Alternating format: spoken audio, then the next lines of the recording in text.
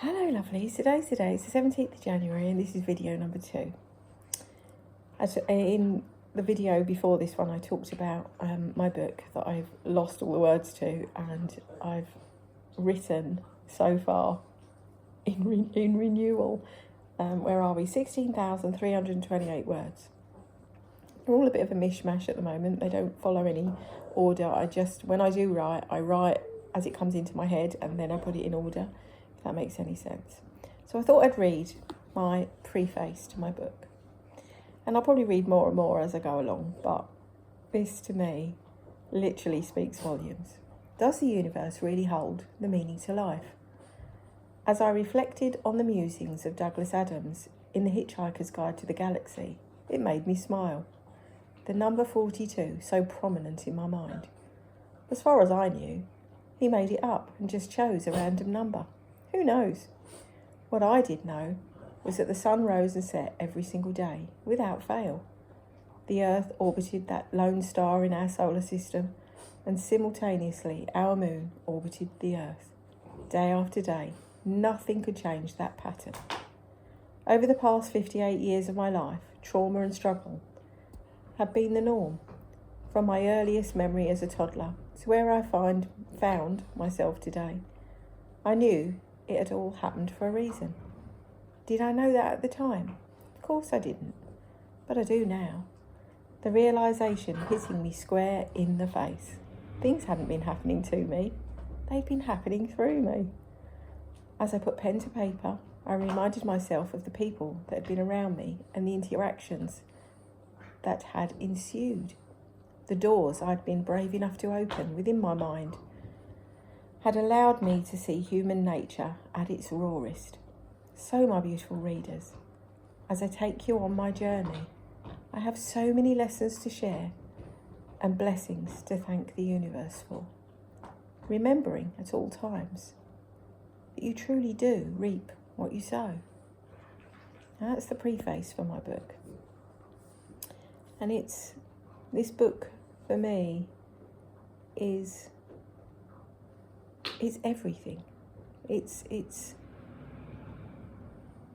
how I feel my words are going to be able to help other people. I can't get my words out. Somebody doesn't want me to do this, so I'll speak even louder. And the dedication, because I've already had a book published, I know sort of what process and what has to go in order in the book. So the next bit after the preface is the dedication.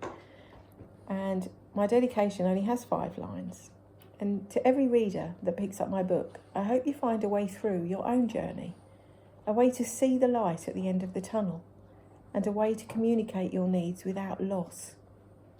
I decided to share my story along with my memories that have got me to where I am today, not to gain sympathy or out of any form of malice, but to show each and every one of you just what is possible if you believe in yourself and follow your intuition and inner guidance.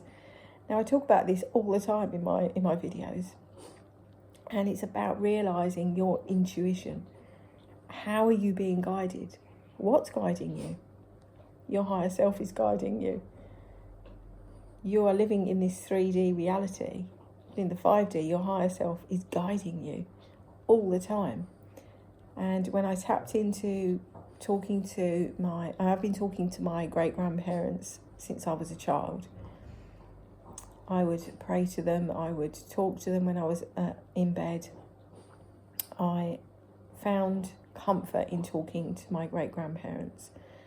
My Granny Lizzie, for me, she was given to me for a reason, I truly believe it. And she passed away when I was a child. And she left me not only her words, but she left me some possessions that I've still got today, all but one, and I hope one day it might come back to me, that somebody stole it from me. My house years ago was burgled, and it was my great-granny's watch, and I treasured it. I wore it on my wedding day. I only wore it for special occasions because I was always so scared that somebody would steal it. Maybe that fear that somebody would steal it that's what made it come about. And I hope whoever wears it today, that they love it as much as I did, because it was absolutely beautiful. It was solid gold, and it was just beautiful. And it brought me such joy, especially I got it when I was a child, so I'd never had anything like it. And I've never had anything like it since. So, yeah. And then the next bit is acknowledgements. And I'll leave that to when the book gets published, because I want the people that are acknowledged. My circle is small, it starts with. And I talk about the people that have helped me on my journey, that have been there. And I talked about this in my last video. My ride or die soul family. You don't get to choose your family.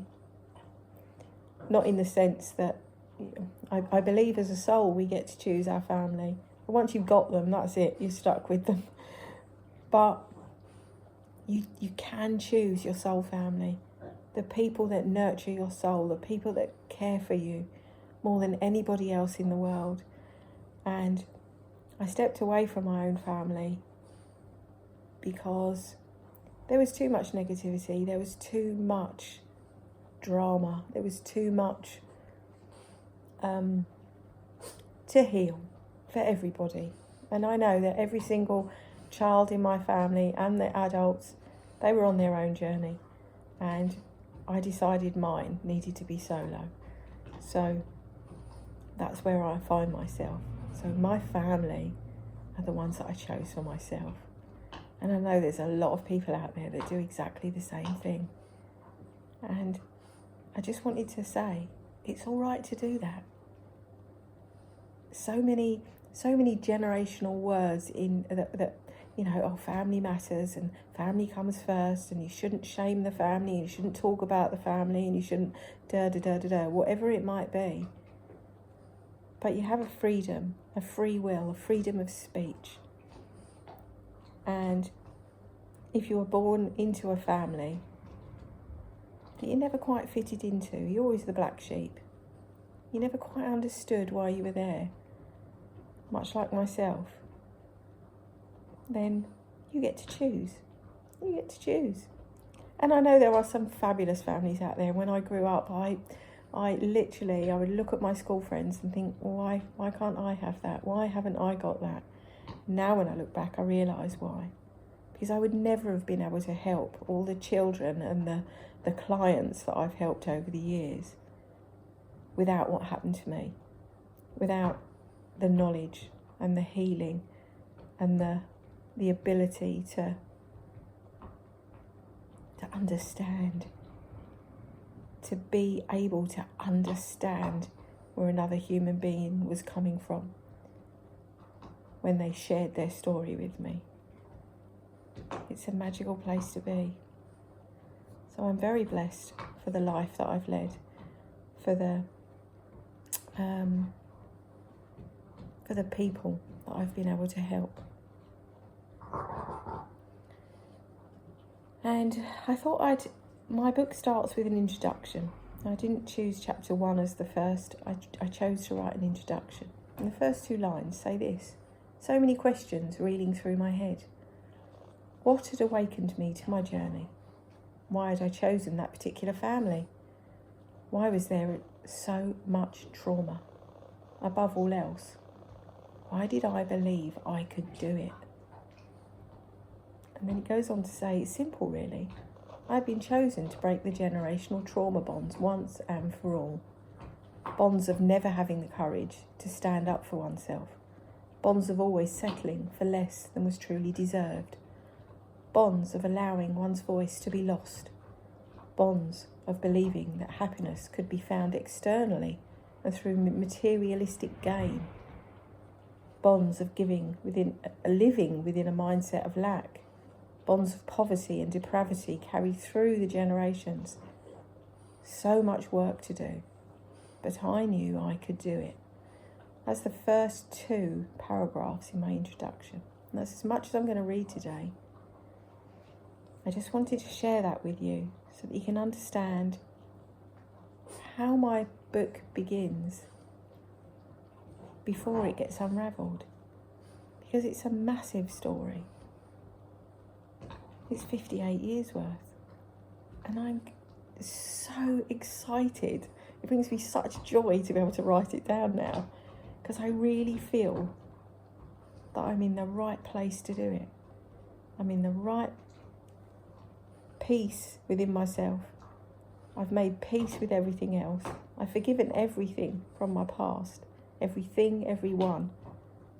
And I've released everything and everyone that I know is not meant for my highest timeline. And my highest timeline is now. Lots of words, lots of things to say.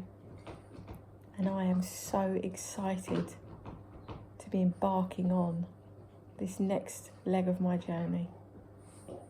So thank you all if you took the time to listen. I thank you all from the bottom of my heart. And I look forward to sharing this whole next bit of my journey with you. Have a wonderful, wonderful Friday evening. What time is it? Oh, it's not even evening. It's so dull here. It feels like it's night time. It's lunchtime. Have a wonderful, wonderful rest of your Friday.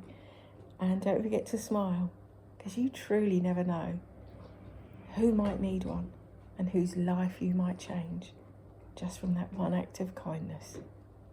Sending you lots and lots of love.